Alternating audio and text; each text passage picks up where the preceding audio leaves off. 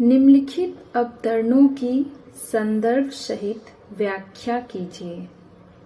चूरन सभी महाजन खाते, जिसे जमा हजम कर जाते। चूरन खाते लाला लोग, जिसकी अकिल अजीरन रोग। चूरन खावे एडिटर जात, जिनके पेट पचे नहीं बात। चूरन साहेब लोग जो खाता, सारा हिंद हजम कर जाता। चूरन पुलिस वाले खाते, सब कानून हजम कर जाते। संदर्भ। यह पद्यांश भारतेंदु हरिश्चंद्र कृत अंधेरी नगरी नामक प्रहसन से अवतरित है। प्रसंग। अंधेरी नगरी 6 अंकों के इस नाटक में विवेकहीन और निरंकुश शासन व्यवस्था पर करारा व्यंग करते हुए उसे अपने ही कर्मों द्वारा नष्ट होते दिखाया गया है। व्याख्या। अंधेर नगरी में धर्म के नाम पर ब्राह्मणों द्वारा महाजनों, एडिटर, लाला लोग, पुलिस के द्वारा किए जाने वाले जनता के शोषण और आडंबरों का वर्णन भारतेंदु ने किया है।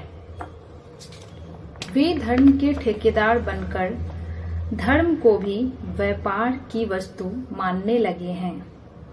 वे पैसे ले देकर किसी का भी धर्म परिवर्तन कराने को सदा तैयार रहते हैं। पैसा ही उनके लिए सब कुछ है। भारतेंदु के द्वारा जिस प्रकार का समाज चित्रित किया गया है, वैसा ही समाज अब भी है। उसमें कोई सुधार नहीं हुआ है, बल्कि बिगाड़ ही आया है। आज का हमारा युग तो रिश्वतखोरी से पूरी तरह त्रस्त है।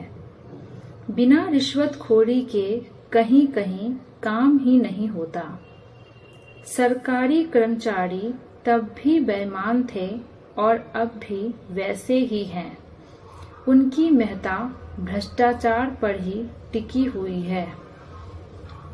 Paragraph change. वास्तव में भारतेंदु युग दृष्टा थे। उन्होंने अंधेर नगरी में तत्कालीन समाज, सामयिक विचार, युगीन चेतना, जन आकांक्षा और राष्ट्रीय भावना को चित्रित किया था। हास्य का सहारा लेकर उन्होंने कुशासन, विवेकहीनता के दुष्परिणाम, न्याय व्यवस्था के दोष और नैतिक हनन को प्रस्तुत किया था, ताकि वह समाज के समक्ष भ्रष्ट राजतंत्र और दूषित न्याय व्यवस्था को प्रस्तुत करे। इसकी प्रासंगिकता आज भी है, क्योंकि हमारा शासन तंत्र और न्याय व्यवस्था अभी भी भ्रष्ट है। Paragraph change.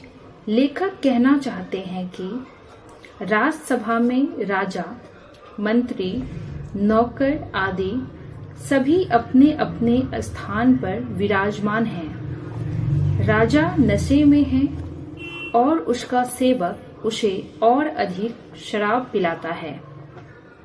राजा मूर्ख है और सेवक को अकारण सजा देना चाहता है, जो मंत्री की सजगता से बच जाता है। मूर्ख राजा अपनी मूर्खता का परिचय देता हुआ नगर कोतवाल को फांसी की सजा सुना देता है और स्वयं मंत्री का सहारा लेकर वहां से चला जाता है। वह ना तो शिकायत करने वालों की समस्या को समझता है और ना ही कोई न्याय करता है, ना अपराधी को दंडित करता है। समाप्त।